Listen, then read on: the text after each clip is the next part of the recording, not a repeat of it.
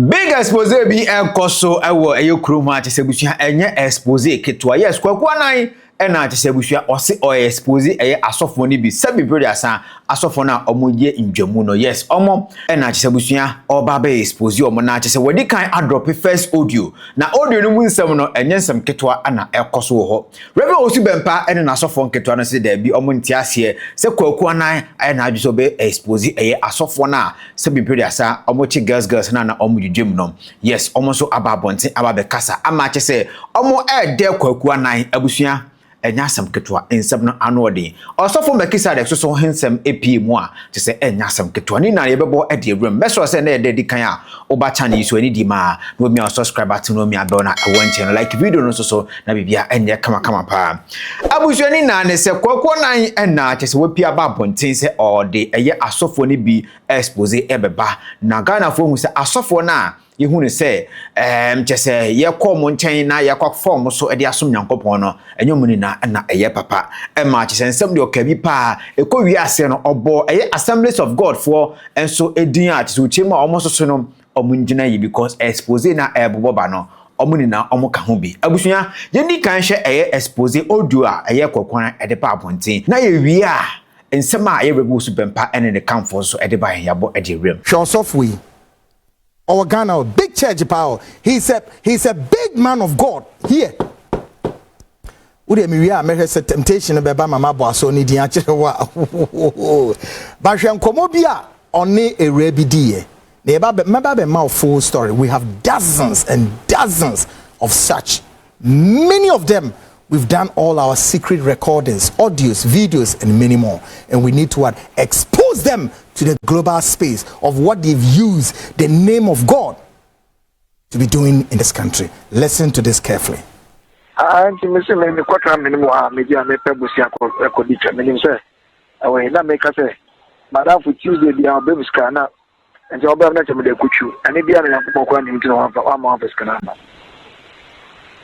Osofo bi bells ka faye na me gba na o de kodi twe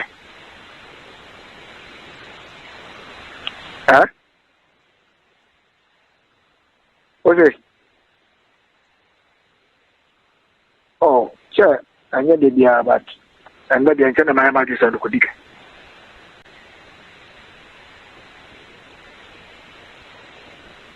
and obeji na wose na me pa me lidi ya me kotim me ma me no obeji ona obo mpa no kotim na me no ojiji me pa keke kwa na percentage ema me dada abedi so nkonkoto ade amra me na we su kwa na nche me do akọ office o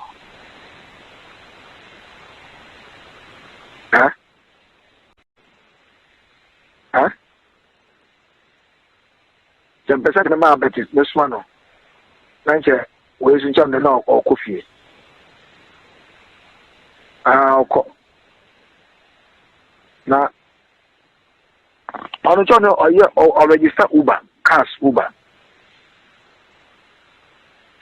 tinancha me do akọ soro ete so ndan Uber en se ase wo Ch0pment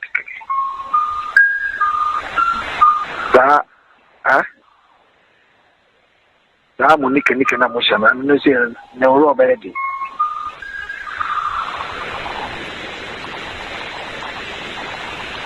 oze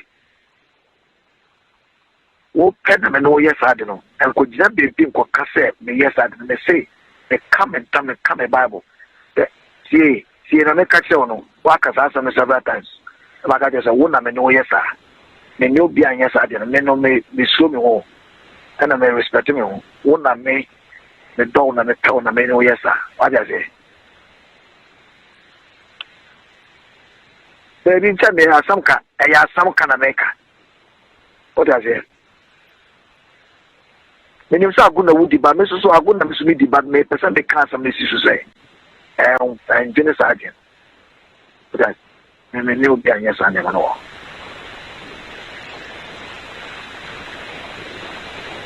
And I said, no, Debiano, Beman, and said Debiano, Beman, the baby, see, man, why fine, one, Ayana, away, but Esa Osu so ye wadwen. Na tie nyina ye wo. Me se aba ne sa na esa wo ye wadwen na nyina ye wo babom. That 2000 me no ye office nya wo amba. Ah, ba ko no ba yo. Ah? Mo no.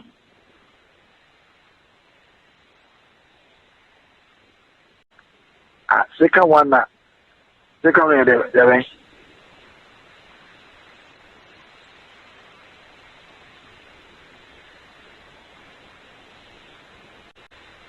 Ah. Oba na madam pa so. Oama.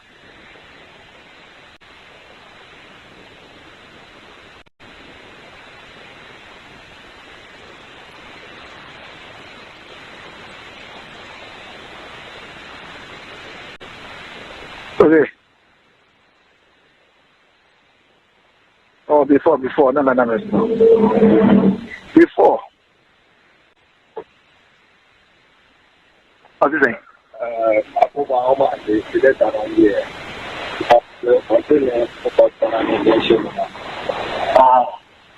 Okay. And you know, we people. I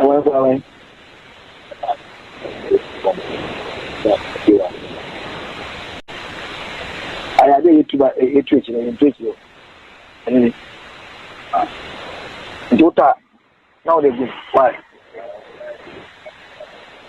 Yeah, they don't know. Okay. Now, a Jananja Mobano Majana. Okay, so, Mekwaba.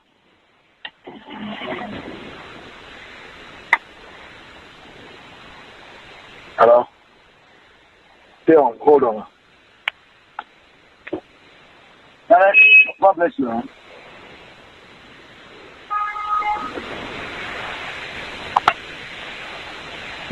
Hello? Oh my Koya and we say air conditions bit this a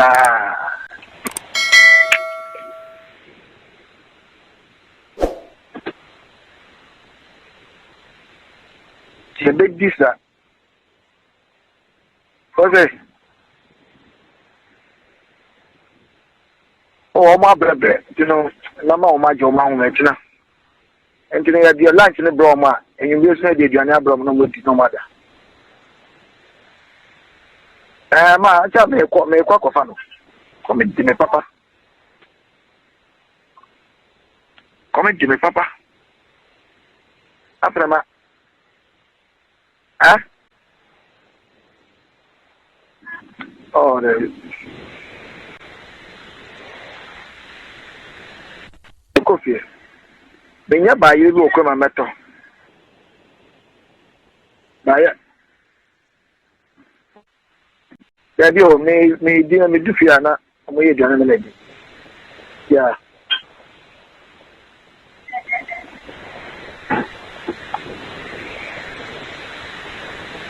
That's the call. My Maba. Extra the make you want them. Extra the emboss of the Noah.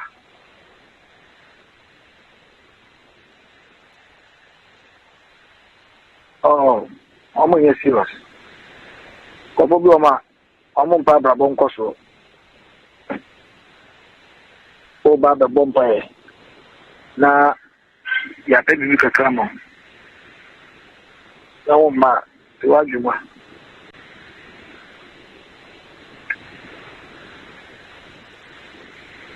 What's it? Hey. Oh, I'm impossible. I'm impossible. Let me there. Let go fire.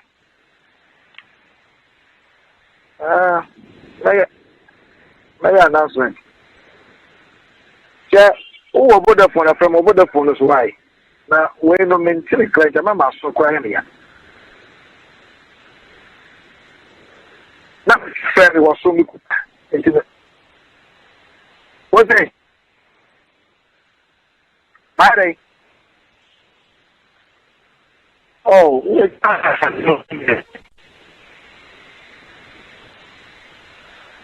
from the way you want in Ankasa, Kronopa.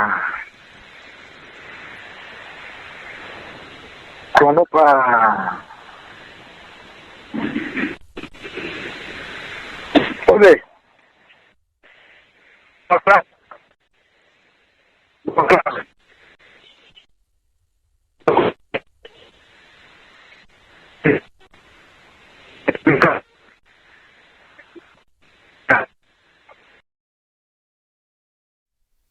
Guys, welcome back to the front line, of course, your global GPS. This is a renowned man of God in this country. Owudipa. Well, maybe those within the circles now can hazard a guess. Hey, there is what you call trepidation is zeroing down at his headquarters. In the coming days before Ɛxposɛs na be starting on, me mamo Tibet. I may add my Wednesday. There you hear a man of God telling a young lady, say, me no da enemy sika na bapa. What does that mean? Say, me no da sika no eba more. And you know why. So the sikanso me rano so on fanko ye bibia this kanashi. Once me can say me chamo 6 years ago and not too long here. Say, your self-styled crooks, thieves, and rogues,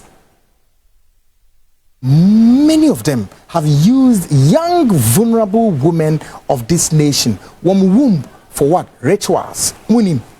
What I saw them was a whole sorry. But also for no what, maybe the years are. Would ye yen more yen them coffee kugu grounds are. And coffee I don't go in our soft on a pelmina C3.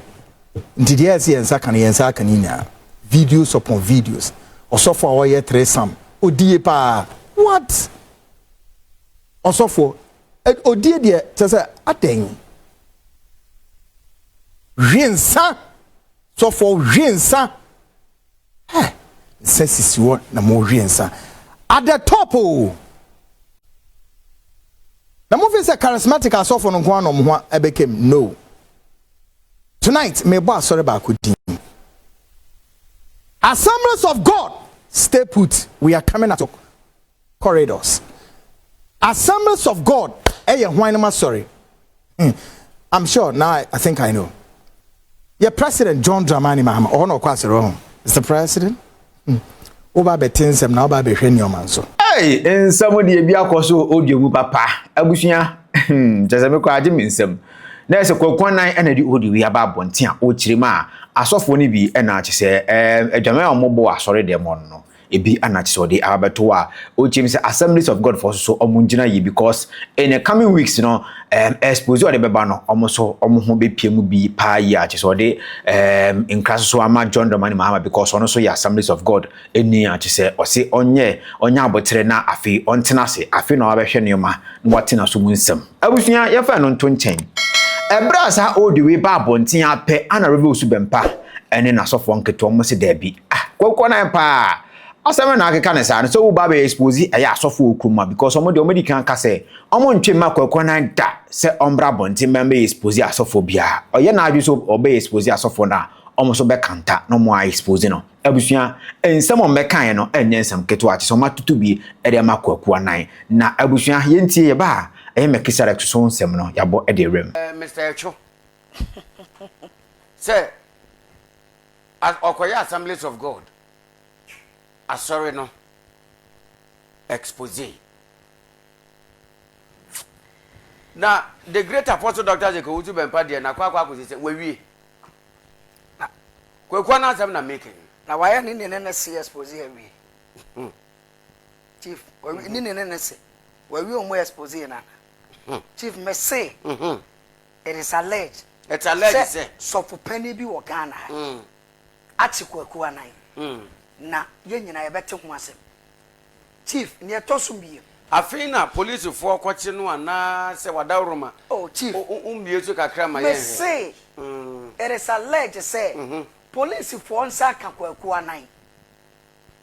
wo police fo kukum Osofo penny bi enti ame ya che Kwaku Annan te se de apostle Amwakwata yes ma police fo koche Melchizedek asem ne de ye beba ho sa asofo na omu ba sofo Owusu Bempah ho no ma no ma be sere enso no omu sese kire se yanya Melchizedek no chief me I will mention all of them me popi adin na me the evidence baba wo de ama wo wo de omu ntwen case that is a Melchizedek di papa atem no na wo fo aso na mo fo aso na mo se akire asofo omu ye course odifo nya e ko baabi chief me se me po omu nyina di asem na e ma ne yira me wo de wie ayidi chief me se Kwaku Annan sofo penny because Melchizedek den baby ode ba no mente da sofo penny bi ama ya pake Kwaku Annan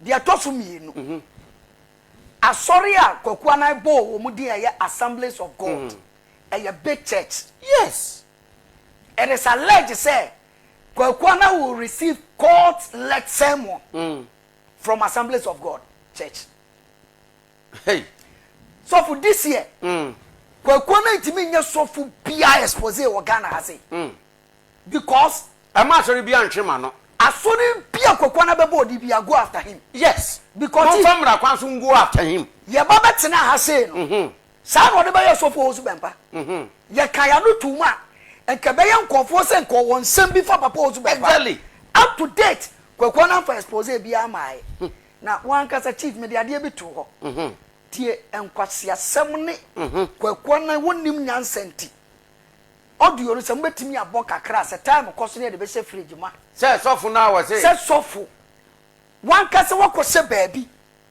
akwa kuku na adan sofo ni nipa adan na nipa wa se dia yente kasa adan na nipa no wa se dia yente sofo no wa se na yete ase Kwaku Annan unu ni say first na no better than two wait for it is coming na nkofo me say hey I am telling you sofo bia he asori bia Kwaku Annan be kasa mo sofo aye A B C D yes oboa oni proof mo famra kwanso enko ne so owi a ofa akire na wakoje sika e wa asofo no me say se Kwaku Annan se me boa me chief de busa na 3 questions yes and me say busa no answer be ya asofo expose ama born again way Kwaku Annan e de na wo de ama born again tem expose ho ne to so bi e wa ama born again ho ansa sa u video call na ya na wo ye twetwema me no alleged wo se adwaye it is alleged say sa twetwema me na ya na wo se adwaye ye entwutwum eno ya ka wo ma meyi ano Kwaku Annan eno nso brana ba expose hu na be yi ano chief na eye wo se so for Owusu Bempah ye din na wo hwe wo no wo enam so for Owusu Bempah nti won Kwaku Annan ba bia wo be gina no wan ka sababru wadwen no won ti ase so e wo mmra kwanso ba bia wo be gina no papa de won ka hwe o ba bia ne be firi be ba wo so e wo mmra kwanso no chief me se Kwaku Annan be bo ne nsem se asam hwe so sikaye Assemblies of God for why na ye wo judge e wo a Christopher so akwa won kwa sorry chief social media da bia won test ya se konfo bia ko bu obi oh yes on bu omuda chief enti sebe ye ni malamfo so omu bu nkofo te se asore ne ye ni mu ye hare ye said this time around wontimi nya sofo bia expose da tie conversation ni chief ya mo kakra ho o de chief ya mo kakra because sofo ni sam na okeke ka no onya sofo nipa that person is not a man of God chief nipa mienu di nkomo chief ye mo na batwem ba na so nipa mienu di nkomo na ba ko penne na ye bi na chief so enti mimi na me ya na me na me record me ho chief ti emfa ne say sofo chief me ya sofo me de me ho ya me fo bi anye e na me ne me ma sore ba e twempana chief na me ma frɛ ma sore ba no na maka hwase mo ka na maka kire no sabi wedi amonim o next time ba ya men se pant why aya men se dross ne bra na wugira honom na wotonyo mo no na me be ma brempa na me kwada wajibi kokwa na chief kokwa na mezi kokwa na onye correct o That guy is not sound. But I'm saying, where's Pose? I don't you. Yes, so for Owusu Bempah expose nansa. Ansa why expose bia. We are yet here. So for Owusu Bempah expose. Who yeah, there we say we and more credit dear by okay bia. Also me say for Kabiagu. Yes, so for Owusu Bempah expose. Kwaku Annan we. And it's board you know. Chief, me say me tie na me say Kwaku Annan onim so onim kwala bi na edi agro. Sa no be ka so obi afre no. Say anipa ne say and Owusu Bempah. Owusu ya kase na wo Osofo Owusu Bempah so di. And abefa wo di deep papa tem kwa. No bi say yendu bi. Yeah, chief. Yendu bi kura na nka yen. Chief, apu, chief, me de masemu sin. NS bebo, NS bo audio. Obo wi na wo come Accusations de no. Accusations de no. NS bo. Me hia me pa be anymore, and we need to expose them to the global space of what they've used the name of God to be doing in this country. Listen to this carefully. Anti mese me kwatra minimum a media me pebusi akodi twamenim say awe na make say madam for Tuesday dia obemuska na anymore, and we need to expose them to the global space of what they've used the name of God to be doing in this country. Listen to this carefully. Anti mese me kwatra minimum a media me pebusi akodi twamenim say awe na make say madam for Tuesday dia obemuska na and the other night, I'm going to coach you. And if you are in a book, I'm going to have one office. I saw for a big bell, Scafay, and a big banner, what you could teach. Huh? What's it? Oh, sure. I know the idea, but I saw for an Ekasa, and Obi Ekasa. Tio, who is talking? Kwaku Annan. Or say, this guy won't say, or say, any panel or Casano, or say, or so for Debbie, I'm a brown sika. Now they are Kwaku for a bar. Kwaku Annan super watch, I say. I saw for an Ekasa. And as a bot was. and then the antenna my magic and could.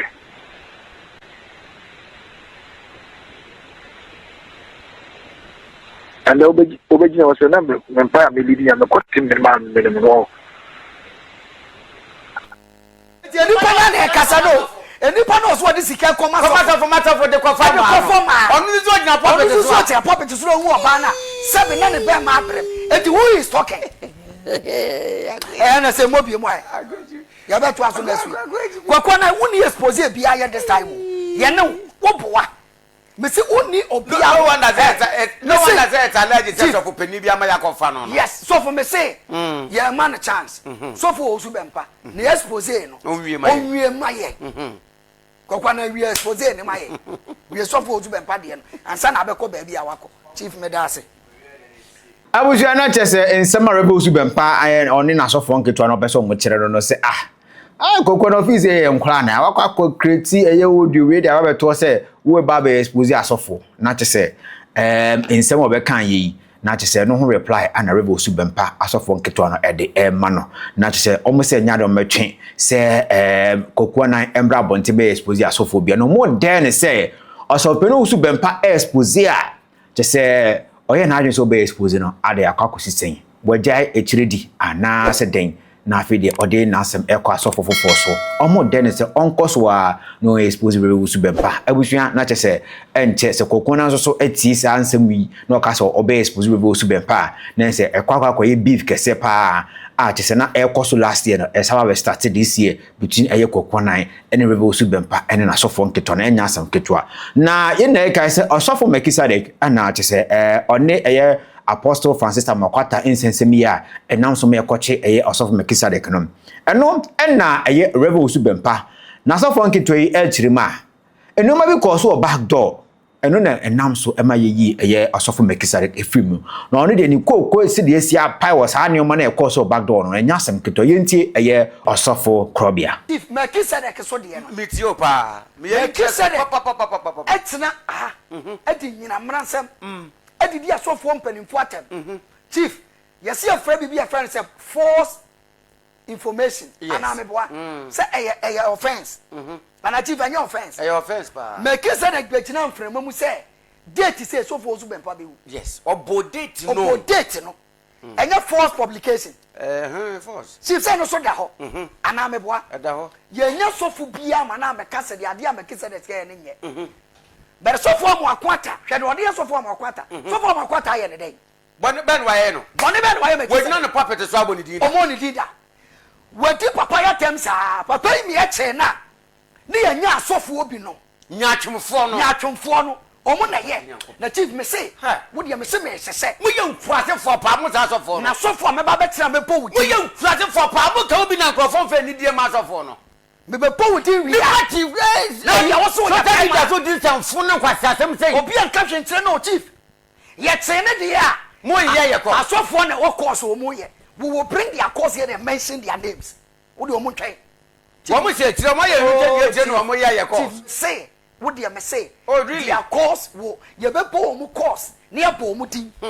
Ne abo bi ehu. Say we mo didi papa chi kaka omo mpɛ na sɛm. Da ya so se ye odifo. Beyond say be bo omo din no, ye be ka kire papa.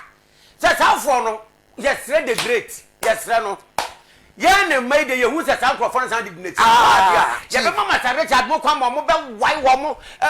Say ampo. Odifo ampo. Omo be hu mfra ma send the anointing be fa. Mo ta fo no muni mo. Yeah, papa na mo amfa.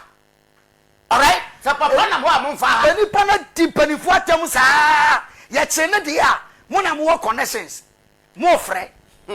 Yo, chief medam anwasi. Na just a Owusu Bempah asofo nketewa ana so ma betutu bi ede ma Kwaku Annan ene Osofo Melchizedek a omuchima Kwaku Annan ahyeda no akọ create audio bi na o hyeda ababe te se de o expose asofo ni bi okuruma ni na no eya za ye nyankora na ode sa eye audio we e ba be dadaye na te se we eye sofo krobia ene sofo kwamiamo ene so muchima Kwaku Annan dia o ye no eye ntoro enye no kura bi anim eye azan ana te se o ye na te se o de ba be kase o de ba be expose asofo ni bi e okuruma omo de ne se Owusu Bempah expose na omo kuso omo twen se ono Kwaku Annan no e de eye Owusu Bempah ho expose e be ba ponten na omo so ometumi anya ho e defend abusua ye na ye tin se mo kan ye e de fa eye Osofo Melchizedek kon omo so binya time na afi asofo no no mo se akira omo be Owusu Bempah omo ka ho bi mayi Melchizedek efi eye cells no omo so omedi bi e de asom ho akise enya sam keto kra kire wadwen o eye comment section no eye insight chiche ni dim na e de kan ba channel so a na wo mi subscribe button no